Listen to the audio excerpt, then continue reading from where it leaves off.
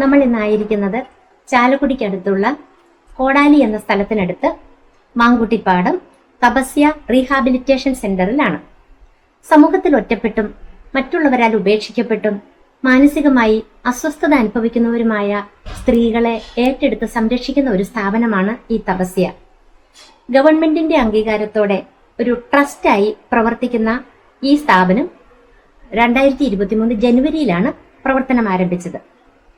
ഈ സ്ഥാപനത്തിന്റെ സ്ഥാപക ഡയറക്ടറായ ബഹുമാനപ്പെട്ട കോറപ്പിസ്കോപ്പ തോമസ് താനിക്കാക്കുഴി അച്ഛൻ ഇന്ന് നമ്മോടൊപ്പം ഉണ്ട്. അച്ഛൻ തന്റെ വൈദിക ജീവിതകാലം മുഴുവനും ബത്തേരി രൂപതയ്ക്ക് വേണ്ടി സ്തുത്യർഹമായി വിവിധ രംഗങ്ങളിൽ സേവനമനുഷ്ഠിച്ചിട്ടുണ്ട്. രൂപത അഡ്മിനിസ്ട്രേറ്ററായും മേജർ സെമിനാരി റെക്ടറായും വികാർ ജനറലായും വിവിധ രംഗങ്ങളിൽ സ്തുത്യർഹമായി സേവനം ചെയ്തിട്ടുണ്ട്. കൂടാതെ നിരവധി പള്ളികൾ സ്ഥാപിച്ചിട്ടുണ്ട്. അതിനെ തുടർന്ന് ഏതാണ്ട് 24 വർഷത്തോളം അച്ഛൻ ബത്തേരിക്കടുത്ത് നമ്പിക്കൊല്ലി എന്ന് പറയുന്ന സ്ഥലത്ത് ഒരു ബാലഭവൻ ആൺകുട്ടികൾക്കും പെൺകുട്ടികൾക്കും വേണ്ടി നടത്തിയിട്ടുണ്ട്. അച്ഛൻ അവിടെ നിന്നെല്ലാം മാറി ഇപ്പോൾ ഇവിടെ ഈ കോടാലിക്കടുത്ത് മാങ്കുട്ടിപ്പാടത്ത് തപസ്യ റീഹാബിലിറ്റേഷൻ സെന്റർ തുടങ്ങിയിരിക്കുകയാണ്. ഈ സ്ഥാപനത്തിന്റെ പ്രവർത്തനങ്ങളെക്കുറിച്ചും ഇതിനെക്കുറിച്ചുള്ള കൂടുതൽ വിവരങ്ങൾ നമുക്ക് അച്ഛനോട് തന്നെ നേരിട്ട് ചോദിച്ച് മനസ്സിലാക്കാം.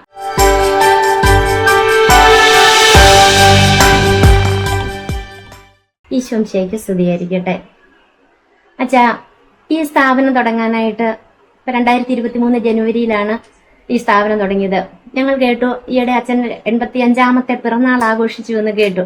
അപ്പോൾ ഇത്രയും പ്രായമായ ഈ അവസ്ഥയിലും ഇതുപോലെ ഒരു ഉത്തരവാദിത്വം നിറഞ്ഞ സ്ഥാപനം ഏറ്റെടുത്ത് പ്രവർത്തിക്കാൻ അച്ഛന് പ്രേരക ശക്തിയായിട്ടുള്ള ഘടകങ്ങൾ എന്തൊക്കെയാണ്? ഇതിന്റെ പിന്നിൽ പ്രവർത്തിച്ച ആ ഒരു മോട്ടിവേഷൻ എന്താണെന്നൊന്ന് പറയാമോ?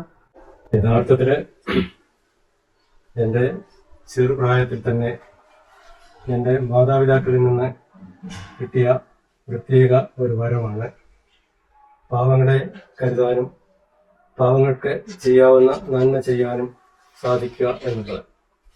അത് ഒരു ചെറിയ അനുഭവത്തിലൂടെ ഞാനത് ശരികരിക്കാം. 1941 സെപ്റ്റംബർ മാസം 26-ാം തീയതിയാണ് ജനിച്ചത്.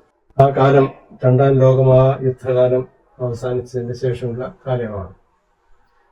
ആ കാലയളവില് വീടുകളിലൊക്കെയും ഒത്തിരി പൊതുവെ ദാരിദ്ര്യമൊക്കെ അനുഭവിച്ചിരുന്ന ഒരവസ്ഥയുണ്ടായിരുന്നു. ഒരു ഇടത്തരം കുടുംബത്തിൽ ജനിച്ചു വളർന്ന 6 മക്കൾ ഞങ്ങളുടെ മാതാപിതാക്കൾക്കുണ്ടായിരുന്നു. ചില ദിവസം ഉച്ചയോടുകൂടി അടുത്തുള്ള ഞങ്ങളെക്കാട്ടിൽ ബുദ്ധിമുട്ടുള്ള വേറൊരു കുടുംബത്തിലെ 3 മക്കൾ കൂടി വീട്ടിലേക്ക് ഓടി വരാറുണ്ട്. അവർ വരുമ്പോൾ എന്റെ അമ്മയ്ക്ക് അറിയാം ആ മക്കൾക്ക് ഭക്ഷണമില്ലാഞ്ഞിട്ടാണ് വരുന്നത്. അവരെ കൂടി ഒന്നിച്ച് വിളിച്ചിരുത്തി അവർ കൂടി ഞങ്ങൾക്കുണ്ടായിരുന്ന ആ ഭക്ഷണം വീതിച്ചു കൊടുത്ത് അവരെയും വിശപ്പിൽ നിന്ന് അകറ്റുന്ന ഒരു അമ്മയുടെ മക്കളായതുകൊണ്ട് അന്ന് കിട്ടിയ അനുഭവം ജീവിതകാലം മുഴുവൻ ഇന്നും അത് വെച്ചു പുലർത്താനായിട്ട് ഞാൻ പ്രത്യേകമായിട്ട് പരിശ്രമിക്കുന്നു. അന്നത്തെ ആ ഒരു അനുഭവത്തിൽ നിന്നായിരിക്കുമല്ലോ അച്ഛൻ ഒരു ബാലഭവൻ തുടങ്ങിയ അതിനൊരു മോട്ടിവേഷൻ ആയിട്ട് വന്നത്. തീർച്ചയായിട്ടും ബാലഭവൻ തുടങ്ങുന്നതിന് മുമ്പ് സൂചിപ്പിച്ചതുപോലെ രൂപതയിലെ പ്രധാനപ്പെട്ട ദൗത്യങ്ങളൊക്കെ നിർവഹിച്ചുകൊണ്ട് ഞാൻ മുൻപോട്ട് പോകുമ്പോഴാണ് എനിക്കൊരു ഉൾവിളി എന്ന തോന്നൽ, ഇനിയും ഈ ഔദ്യോഗിക പദവിയൊന്നും അത്യാവശ്യമുള്ള കാര്യമല്ല എന്ന് കണ്ടിട്ട് അതൊക്കെ വേണ്ടാന്ന് വെച്ചിട്ട് ആണ് ഞാൻ രൂപതയിൽ നിന്ന് ബിഷപ്സ് ഹൗസിൽ നിന്ന് മാറി വളരെ ലളിതമായ വിധത്തിൽ 38 സെന്റ് സ്ഥലം കടം വാങ്ങി തുടങ്ങി. അത് 24 വർഷക്കാലം അവിടെ ആദ്യമേ ആൺകുട്ടികൾ മാത്രമേ ഉണ്ടായിരുന്നുള്ളൂ. പിന്നെ പെൺകുട്ടികളെയും അവിടെ താമസിപ്പിച്ച് അവരെയൊക്കെ നോക്കാനൊക്കെ പ്രത്യേക ആളുകളെയൊക്കെ വെച്ച് അങ്ങനെ നടത്തിക്കൊണ്ടുപോയി. ആ പിള്ളേരോടൊപ്പം അവർക്ക് പലർക്കും കുടുംബത്തിലെ പ്രശ്നങ്ങളുണ്ടായിരുന്നു. വേർപെട്ടുപോയ കുടുംബം, ആരും അന്വേഷിക്കാത്ത മക്കൾ, അപ്പന്റെയും അമ്മയുടെയും സ്നേഹം കിട്ടാത്ത മക്കൾ, അങ്ങനെയുള്ളവരെ ഗവൺമെന്റ് തലത്തിലെ പഞ്ചായത്തിൽ നിന്നും അല്ലെങ്കിൽ ഞങ്ങളുടെ ഇടവകയിലെ ഞങ്ങളുടെ വൈദികരുടെ പ്രത്യേക ഡയറക്ഷൻ അനുസരിച്ചൊക്കെ അവിടെ കൊണ്ടുവന്ന് അവരോട് താമസിപ്പിച്ചു, സ്കൂളിൽ ചേർത്ത് പഠിപ്പിച്ചു, അവർക്ക് വേണ്ടത് ഭക്ഷണം കൊടുത്തു, അവർക്ക് വേണ്ട വസ്ത്രം കൊടുത്തു. അവരോടൊപ്പം പലപ്പോഴും ഭക്ഷണം ഉണ്ടാക്കാൻ ആരുമില്ലാത്തപ്പോൾ ഞാൻ തന്നെ ഈ മക്കൾക്കെല്ലാം ഭക്ഷണം ഉണ്ടാക്കി കൊടുത്ത് അവർക്ക് തീറ്റി പറ്റാറുണ്ട്. പ്രത്യേകിച്ച് ഞാൻ ഭക്ഷണം ഉണ്ടാക്കുമ്പോൾ ഒഴിച്ചു പറയുകയല്ല, വല്യച്ഛനുണ്ടാക്കുന്ന ഭക്ഷണത്തിന് നല്ല രുചിയാണെന്നൊക്കെ മക്കളെന്ന് പറഞ്ഞ് ഞാൻ കേട്ടിട്ടുണ്ട്. ഇപ്പോൾ ആ മക്കളൊക്കെ പഠിച്ച് പലയിടത്തെ ജോലിക്കാരായി വിവാഹം ചെയ്തു, മക്കളായി പിന്നെ കുടുംബമായി ഇന്ത്യയിലും ഇന്ത്യയുടെ പുറത്തുള്ള നാടുകളിലൊക്കെയും മൊത്തം ഒരു 200ഓളം കുഞ്ഞുങ്ങളെ ഞാൻ പഠിപ്പിച്ചിട്ടുണ്ട്. ഇപ്പോൾ അതൊക്കെയാണ് എന്റെ ഒരു സ്വത്തെന്ന് പറയുന്നത്. പിന്നെ ഇവിടെ സ്ത്രീകൾക്ക് വേണ്ടി ഇങ്ങനെ ഒരു അത് പ്രത്യേകിച്ച് മാനസിക ബുദ്ധിമുട്ട് അനുഭവിക്കുന്ന സ്ത്രീകൾക്ക് വേണ്ടി ഇങ്ങനെ ഒരു സ്ഥാപനം തുടങ്ങാനുള്ള കാരണം എന്താണ്? അത് പറയാം. ആ സമയത്ത് ആണല്ലോ ഈ കോവിഡിന്റെ ഒക്കെ കോവിഡിന്റെ പ്രശ്നം ഉള്ള കാലത്ത് ഞാനിങ്ങനെ പലപ്പോഴും യാത്ര ചെയ്യുന്ന അവസരത്തിലൊക്കെ കണ്ടിട്ടുണ്ട് ഈ കുപ്പത്തൊട്ടിന്ന് എച്ചില് പെറുക്കി തിന്നുന്ന പാവപ്പെട്ട മനുഷ്യരെ. നമ്മുടെ ചില പ്രധാനപ്പെട്ട നഗരത്തിൽ പോലും ഞാൻ അത് ശ്രദ്ധിച്ചിട്ടുണ്ട്. അവർക്കാരുമില്ല, പ്രത്യേകിച്ച് സ്ത്രീകള്. ഇന്നത്തെ കാലത്ത് സ്ത്രീകള് അനാഥരായി വഴി നടന്നാൽ അവരുടെ അവസ്ഥ എന്തെന്ന് നമുക്ക് ഊഹിക്കാൻ പോലും പറ്റുകയില്ല. അപ്പൊ ഞാൻ വിചാരിച്ചു, ഇങ്ങനെ കഷ്ടപ്പെടുന്ന പാവപ്പെട്ട ഈ മനുഷ്യർക്ക് എന്തെങ്കിലും ഒരു അത്താണിയായിട്ട് എവിടെയും ഒരു സ്ഥലം കണ്ടുപിടിച്ച് പുതിയ ഒരു റീഹാബിലിറ്റേഷൻ സെന്റർ തുടങ്ങണം എന്ന് ഞാൻ തീരുമാനിച്ചു. അപ്പോൾ അത് തുടങ്ങണമെങ്കിൽ അതിന്റെ പ്രത്യേക ചട്ടക്കൂട്ടുകളാണ് വേണം. അതിനെ തപസ്യ റീഹാബിലിറ്റേഷൻ സെന്റർ എന്ന് പറയുന്ന ഒരു സെന്റർ ട്രസ്റ്റ് ഫോം ചെയ്ത് അതിലെ പ്രവർത്തിക്കാൻ തക്കതായ കഴിവുള്ള പ്രാഗൽഭ്യമുള്ള അതിനെ ഒരു വിധത്തിൽ പറഞ്ഞാൽ സമർപ്പിതരായ 2 വ്യക്തികളെ എനിക്ക് അവരുടെ ശുശ്രൂഷ ഇങ്ങോട്ട് തന്നെ ഓഫർ ചെയ്യുകയും അവരുടെ മനസ്സ് ഞാൻ അംഗീകരിച്ചുകൊണ്ട് അവർ അന്നു മുതൽ ഇന്നുവരെയും പ്രവർത്തിക്കുകയും ചെയ്യുകയാണ്. തുടക്കത്തിൽ യഥാർത്ഥത്തിൽ ഉദ്ഘാടനം ചെയ്യുന്നതിന് മുമ്പ് കുറെ ചരിത്രം ഇതിനകത്തുണ്ട്. ഇതിന്റെ ചരിത്രം 2 പാവപ്പെട്ട മനോരോഗികളെയും ഒരു വാടക വീട്ടിൽ താമസിപ്പിച്ചുകൊണ്ട് ശുശ്രൂഷ തുടങ്ങിയതാണ്. അവർക്ക് ഭക്ഷണമില്ല, ഒന്നുമില്ല, എല്ലാം കൊടുത്തു, അതിനെല്ലാം സഹായിച്ച വ്യക്തിയാണ്. അവര് അന്നും ഇന്നും ഒരുപോലെ അതിൽ പൂർണ്ണമായിട്ട് ഡെഡിക്കേറ്റഡ് ആയിട്ട് അവർക്ക് ശുശ്രൂഷ ചെയ്തു. പിന്നെ അത് ഈ 2 ഏക്കർ ചില്ലറ സ്ഥലം വാങ്ങി ഇവിടെ അതിന്റെ പ്ലാൻ ഉണ്ടാക്കി കെട്ടിടം പണിതു. ഈ പറമ്പിലെല്ലാം മരങ്ങളും എല്ലാം വെച്ച് പിടിപ്പിച്ചു. അവർക്ക് വേണ്ട കാര്യങ്ങളൊക്കെ ചെയ്തൊക്കെ ക്രമീകരണങ്ങൾ ചെയ്തു. പശുവിനെ വളർത്തുന്നു, കോഴിയെ വളർത്തുന്നു. അവർക്കൊക്കെ എന്തെങ്കിലും ഓക്കുപേഷൻ കൊടുക്കാതെ, നമുക്കറിയാമല്ലോ ഈ മനോരോഗികളെ മരുന്ന് കൊടുത്ത് അടച്ചിട്ടാൽ മനോരോഗം ഒരിക്കലും കുറയത്തില്ല. അവരുടെ കൂടെ ആയിരിക്കണം. അവരുടെ കൂടെ ആയതുകൊണ്ട് അവർക്ക് എന്തെങ്കിലുമൊക്കെ ചെറിയ ആക്ടിവിറ്റീസ് എന്തെങ്കിലും കാര്യങ്ങളിൽ അവരെ എൻഗേജ് ചെയ്യണം. അതിന് പറ്റിയതായ കാര്യമാണ് ഇവിടുത്തെ ഈ കൃഷി കാര്യങ്ങൾ തന്നെ. എല്ലാ ദിവസവും അവർക്കൊരു പ്രത്യേക ടൈം ടേബിൾ ഉണ്ട്. അവരുടെ പ്രവർത്തനങ്ങൾ എങ്ങനെയാണ്, അനുദിന പ്രവർത്തനങ്ങൾ ഒന്ന് പറയാം. വെളുപ്പിനെ 5:15 അവരുണരും. പാട്ട് കേട്ടാണ് ഉണരുന്നത്. ഉണർന്നവർ ടോയ്ലറ്റിലേക്ക് പോയി എല്ലാം റെഡിയായിട്ട് വന്നിട്ട് അവര് 1 മണിക്കൂറോളം അവർക്ക് ധ്യാനമുണ്ട്, അവർക്ക് യോഗയുണ്ട്. അതെല്ലാം നമ്മൾ നിയന്ത്രിക്കണം. ധ്യാനവും യോഗയും അങ്ങനെയൊക്കെ ചെയ്യുന്നുണ്ട്. അതിനുശേഷം അവരിന്ന് പ്രാർത്ഥിക്കും.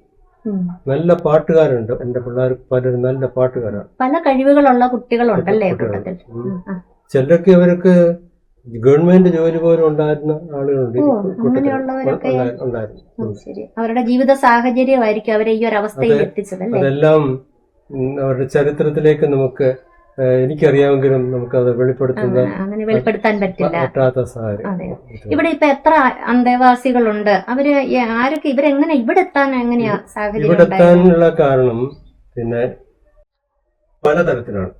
ഒന്നാമത് ഈ സോഷ്യൽ ജസ്റ്റിസ് അവരുടെ ഭാഗമായിട്ട് സാമൂഹ്യ പ്രവർത്തനത്തിന്റെ അവര് ഡയറക്ട് ചെയ്ത് പോലീസിന്റെ അധികാരപ്പെട്ടവരുടെ അംഗീകാരത്തോടുകൂടി, ഗവൺമെന്റ് അംഗീകാരത്തോടുകൂടി കോർട്ട് ഓർഡർ അനുസരിച്ച് വന്നവരുണ്ട്. സോഷ്യൽ സർവീസിന്റെ അവർ കൊണ്ടുവന്നവരുണ്ട്. പിന്നെ കുതിരവട്ടത്തും മറ്റും കുറെ ചികിത്സ കഴിയുമ്പോഴത്തേക്ക് പിന്നെ അവരെ ഇവിടെ നിർത്തുകയില്ല. പക്ഷെ അവരെ പുറത്തു വിട്ടാൽ അവർക്കും പോകാനിടമില്ല. അവിടെ നമുക്ക് പരിചയമുള്ള നമ്മളുമായിട്ട് ബന്ധപ്പെട്ട വ്യക്തികളുണ്ട്. നമ്മൾ പോയി അവരെ കണ്ട് അവരെ കൊണ്ടുവന്ന് അങ്ങനെയുള്ളവരുണ്ട്. പിന്നെ ഈ പറഞ്ഞതുപോലെ റെയിൽവേ സ്റ്റേഷനിൽ നിന്നും പോലീസ് കണ്ടുപിടിച്ച് അങ്ങനെ കൊണ്ടുവന്നിട്ടുണ്ട്. അങ്ങനെ എല്ലാ തരത്തിലും ആർക്കും വേണ്ടാത്തവരെ വേണ്ടവരാക്കി തീർക്കുക. നമുക്ക് വേണ്ടവരാക്കി തീർക്കുക. ഞാൻ പലപ്പോഴും പറയാറുണ്ട്, ആർക്കും വേണ്ടാത്തവർ, പക്ഷെ ദൈവത്തിന് വേണ്ടവർ, എനിക്കും വേണ്ടപ്പെട്ടവർ. അങ്ങനെ ആരെങ്കിലും ഒക്കെ ദൈവം എടുത്തുപയോഗിക്കുന്നത് കൊണ്ട് ഒരുപാട് പേര് രക്ഷപ്പെടുന്നുണ്ട് അച്ഛാ.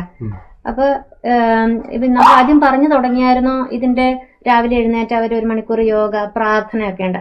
അതിനുശേഷം അവരെന്താണ് ചെയ്യുന്നത്? അതിനുശേഷം അവര് പറമ്പിലേക്ക് ഇറങ്ങി കൃഷികാര്യങ്ങളില്. പിന്നെ ഞങ്ങൾക്ക് പശുവുണ്ട്. പശുവിന് വേണ്ട പുല്ല് കൊടുക്കുന്നതും പശുവിന്റെ തൊഴുത്തൊക്കെ ശരിയാക്കുന്നതും. അവർക്ക് ചില വ്യക്തികളുടെ പശുവിന് ഭയങ്കര സ്നേഹമാണ്. അവർ ചെന്നില്ലേ വിളിക്കും. നന്ദുമോള് എല്ലാം തൊഴുത്ത് വൃത്തിയാക്കി പുല്ലിട്ട് കൊടുക്കും, വെള്ളം കൊടുക്കും. ഇവിടെ 2 പട്ടിയുണ്ട്. പട്ടിയെ നോക്കാനായിട്ട് പ്രത്യേകം വ്യക്തികളുണ്ട്. അവര് പറയുന്നത് എന്റെ മക്കളെന്നാ പറയുന്നത്. ഇത് ഇവള് ഭയങ്കര ഇഷ്ടമാണ്. ഇവള് നോക്കിയാല് കൊടുത്താൽ ഇവള് നോക്കിയിരിക്കും. ഇവള് കൊടുത്താൽ മാത്രമേ കഴിക്കുള്ളൂ, വേറെ ആരും കൊടുത്താലും കഴിക്കില്ല. ഇത് ബോസ് അച്ഛൻ്റെ അമ്മയും ചിന്നും. കോഴികളുണ്ട്. കോഴിയോട് പറയുന്ന മക്കളെ കൂട്ടിക്കയറാൻ, മഴ വരുന്നു എന്ന് പറഞ്ഞാൽ കോഴി കൂട്ടിക്കയറും. നിങ്ങൾ കണ്ടാൽ അതിശയിക്കും. അത്രമാത്രം ഈ പ്രകൃതിയോട് അനുയോജ്യരായിട്ട് അടുത്ത് പെരുമാറുകയാണ്. അപ്പോ അവർ പറയുന്ന ഇത് ഞങ്ങളുടെ വീടാ, ഞങ്ങൾ ഇനി എങ്ങും പോവില്ല, ഇത് ഞങ്ങളുടെ വീടാ. അങ്ങനെ പറയാൻ കാരണം അവർക്ക് അത്രമാത്രം സ്നേഹവും സുരക്ഷിതത്വവും ഇവിടെ അനുഭവിക്കാൻ കഴിയുന്നതുകൊണ്ടാണ്. അവർക്ക് മാനസിക രോഗത്തിനുള്ള ചികിത്സ ഗവൺമെന്റ് തലത്തിലുള്ള ക്രമീകരണങ്ങൾ ഒക്കെ ഉണ്ട്. അല്ലാത്ത അസുഖം ചിലപ്പോഴൊക്കെ വരും. അപ്പൊ അതിനെല്ലാം ചികിത്സ കൊടുക്കണം. ആദ്യമേ ആരെങ്കിലും 2 തുമ്മല് ഒന്നിച്ച് തുമ്മിയാൽ ജലദോഷം, പനി, ആശുപത്രി കൊണ്ടുപോകാം. അവരെ കൊണ്ടുപോയി ചികിത്സിച്ചു, മരുന്ന് മേടിച്ചു ഇവിടെ കൊണ്ടുവന്ന് ആർക്കും വേറൊരു ബുദ്ധിമുട്ടുണ്ടാകാത്ത വിധത്തിലാണ് അവരെ നമ്മൾ പരിരക്ഷിക്കുന്നുണ്ട്. നല്ല ഭക്ഷണം കൊടുക്കുന്നുണ്ട്. ഭക്ഷണം കൊടുക്കുമ്പോഴൊക്കെ ഞാനിവിടെ ഉള്ളപ്പോഴൊക്കെ പ്രത്യേക ശ്രദ്ധയ്ക്ക് ഞാൻ അവിടെ പോയി നിൽക്കും. കുറച്ചുകൂടെ തിന്നെ മക്കളെ, കുറച്ചുകൂടെ തിന്നെ, ക്ഷീണമല്ലേ എന്നൊക്കെ പറയുമ്പോൾ ഇപ്പം അവരെല്ലാം എന്നെ അച്ഛൻപപ്പ എന്നാ വിളിക്കുന്നത്. അച്ഛൻപപ്പ.